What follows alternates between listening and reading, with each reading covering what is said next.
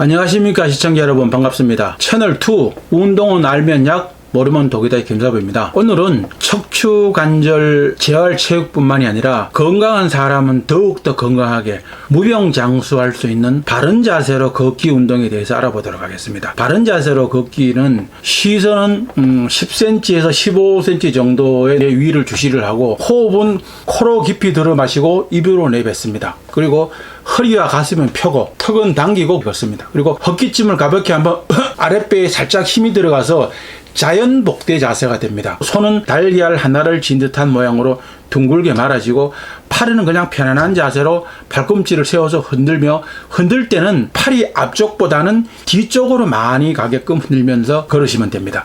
보폭은 자신의 신장에서 100을 뺀 길이만큼 벌려서 걷고, 양발은 11자 모양이 되도록 합니다. 발 뒤꿈치부터 땅바닥에 닿아서 발가락 손으로 닿도록 하는 것이 좋습니다. 초보자는 1분에 90m 정도, 중급자는 1분에 100m 이상의 속도가 적당합니다. 다리에 근육이 많은 사람이나 장시간 걷기 운동을 한 후에는 대퇴부 근육의 긴장이 심할 수가 있습니다. 그럴 때는 가볍게 오리걸음을 10보 정도 해서 긴장을 풀어주는 것이 좋습니다. 그러나 너무 무리하면 무릎 관절에 좋지가 않습니다. 걷는 행동은 몸의 균형을 잡고 체중을 앞으로 이동하는 동작의 연속입니다. 누구나 이 동작을 무리 없이 하지만은 바른 자세로 걷는 사람은 많지가 않습니다. 머리가 몸통보다 앞쪽으로 쏠려 있고, 어깨는 안쪽으로 말리고, 허리도 꼬부정한 채 걷는 사람들이 많습니다. 게다가 최근에는 IT 산업 발전의 병폐로 현대인들은 걸으면서도 스마트를 보느라고 고개를 이렇게 숙이고 걷습니다. 이런 자세만 고쳐도 뒷목이 뻣뻣하거나 당기고 뭉치는 증상은 상당 부분 해소가 됩니다. 걷는 자세가 올바르지 않으면 근골격계 통증이 생기기 쉽습니다. 근골격계 통증이 가장 많이 발생하는 부위가 허리, 목, 어깨, 하체 부분에는 무릎, 발목 순서입니다. 바르게 걷기는 이런 통증을 줄이는데 매우 좋습니다. 바른 자세로 걷기는 하체보다 상체의 자세를 곧게 유지하는 것입니다. 척추를 바르게 펴는 게 핵심이고, 가슴을 펴고 목을 숙이지 않고 시선은 정면을 주시하거나 약간 위를 쳐다보는 것이 좋습니다. 배에 힘을 줘서 걷는 자세가 허리에 무리를 주지 않습니다.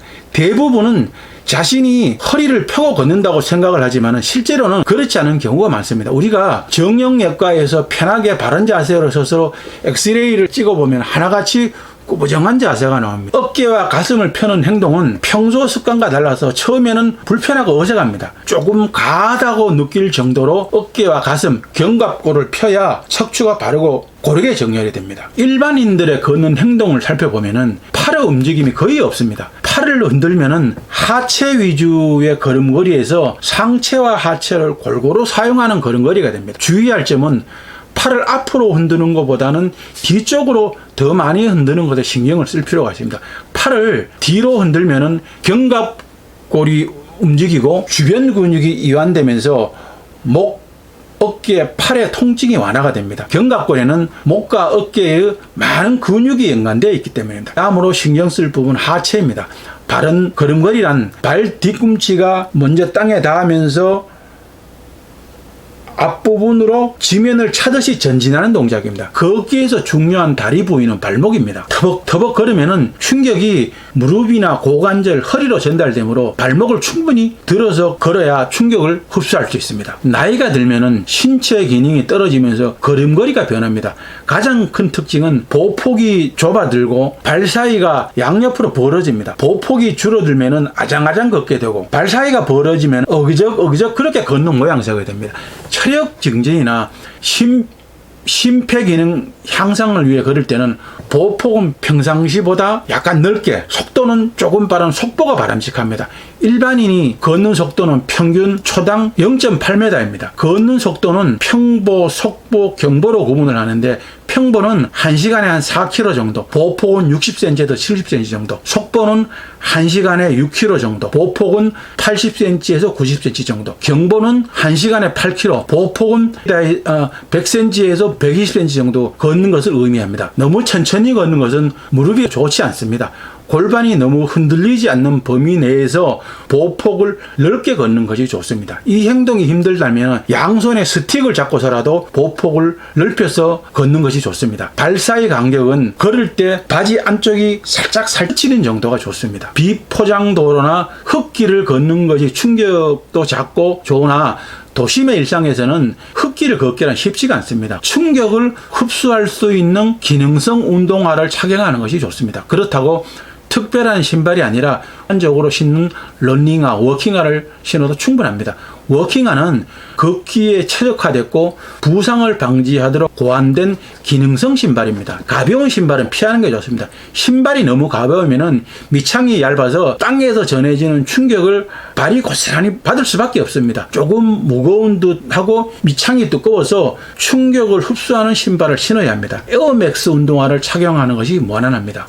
신발 바닥이 이렇게 불룩하게 튀어나온 마사이 신발은 일반인들에게는 이롭지가 않습니다. 이 신발은 발목 관절을 움직이지 못하는 환자들이나 장애인들을 위해서 고안된 것입니다. 걸을 때 발목을 움직여야 하는 일반인들에게는 이 신발은 좋지가 않습니다. 걸을 때 발목 관절을 움직여야 되는데 일반인이 마사이 신발을 신으면 균형을 잃을 수도 있고 발목을 사용하지 않아 특정 관절이 약해질 수 있기 때문입니다. 요즘은 건강을 위해 운동 목적으로 걷는 사람이 많아졌습니다. 걷기는 생활 속에서 가장 안전하게 할 수 있는 유산소 운동의 하나입니다. 걷기는 장소, 시간, 돈의 구애를 크게 받지 않고 안전하게 할 수 있다는 것이 가장 장점입니다. 현대인이 고통받고 있는 질병의 대부분은 걷는 시간이 줄어서입니다. 바른 자세로 걷게 되면 당뇨병이나 고혈압 같은 생활 습관성 병이라든가 치매, 암처럼 생명을 위협하는 병, 역류성 식도염이나 변비, 소화기 계통의 병, 우울증이나 불면증 등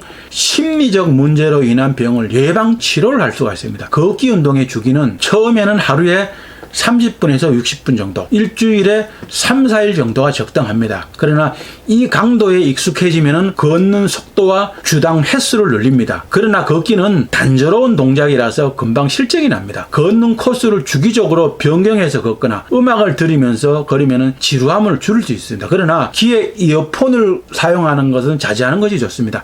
난청이나 고막에 스트레스를 주고 치매를 유발할 수가 있습니다. 두 명이 같이 걷는 방법도 좋습니다. 평상시보다 조금 빠르게 걷되 대화에 지장이 없는 정도가 적당합니다. 걷기는 허리, 무릎, 발등 관절에 무리한 하중을 주지 않기 때문에 운동을 처음 시작하는 초보자나 노약자, 심장병 환자, 비만인 사람들에게는 강도가 높은 달리기보다도 적합한 운동입니다. 그러나 운동 목적의 걷기를 피해야 하는 사람들은 심장이나 혈관에 이상이 있는 사람들에게 무리한 속도는 오히려 독이 될 수 있습니다. 평상시에 무릎과 허리를 비롯한 관절 부분에 통증은 없는지, 조금만 움직여도 숨이 차지 않는지, 또 운동할 때 가슴 주변에 통증은 없는지, 고혈압이나 당뇨 등 성인병은 또 없는지, 운동하다가 실신한 적이 있는지, 그 외에 기타 관절이나 정형외과적 문제가 있는지를 우선 생각해보고 판단을 해야 합니다. 특히 중년 이후의 연령에서는 동맥경화나 간상동맥 질환 등이 몸에서 진행되더라도 증상이 없어서 모르고 지내는 경우가 많습니다. 그래서 더욱 세심하게 살펴야 합니다. 바른 자세로 앉기도 척추관절 질병 예방과 근골격 건강 유지에 꼭 필요합니다. 바르게 앉기 위해서는 허리가 90도에서 110도 정도 유지되는 등받이가 있고 목 받침대와 팔걸이가 있는 의자가 좋습니다. 비행기 좌석이 약 100도 정도이므로 이보다 약간 뒤로 젖혀진 상태를 유지하면 됩니다. 앉았을 때 무릎은 90도로 굽혀지고 발은 지면에 모두 닿는 높이가 적당합니다. 목은 앞으로 숙이지 말고 목 받침대에 지지를 받는 것이 좋습니다. 컴퓨터 모니터의 중간 눈높이와 일치하면 목을 필요 이상 숙이는 것을 막을 수 있습니다. 이러한 자세가 바르게 앉기에 가장 좋은 자세입니다.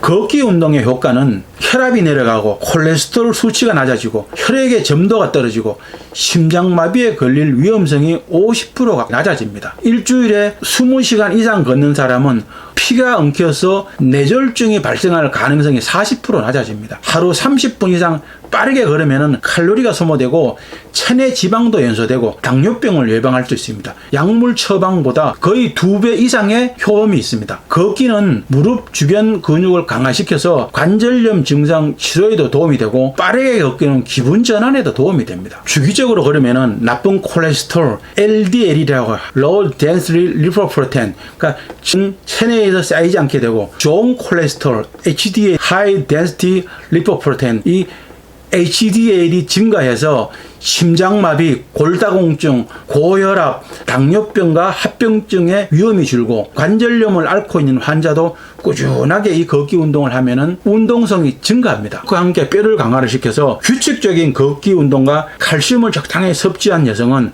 골다공증에 걸릴 가능성이 30% 이상 낮아진다고 합니다. 규칙적인 걷기는 할수록 면역 체계가 강화되어서 감기나 전염병에 걸릴 확률이 줄어듭니다. 매일 1시간씩 걷는 사람은 감기나 폐렴에 걸릴 확률이 반으로 줄어듭니다. 지금처럼 코로나 바이러스가 이렇게 창궐할 때는 꾸준하게 걷기 운동을 해주는 게 면역력을 높이는 데도 매우 좋습니다. 높은 인슐린 수치는 암세포의 성장을 촉진시키는 것으로 알려져 있습니다. 규칙적으로 걷기 운동을 하면 복부의 지방량을 감소시켜서 인슐린 수치를 대폭 낮춰주고 암에 걸릴 확률도 줄어듭니다. 나무는 뿌리가 먼저 늙고 사람은 다리가 먼저 노쇠한다고 했습니다.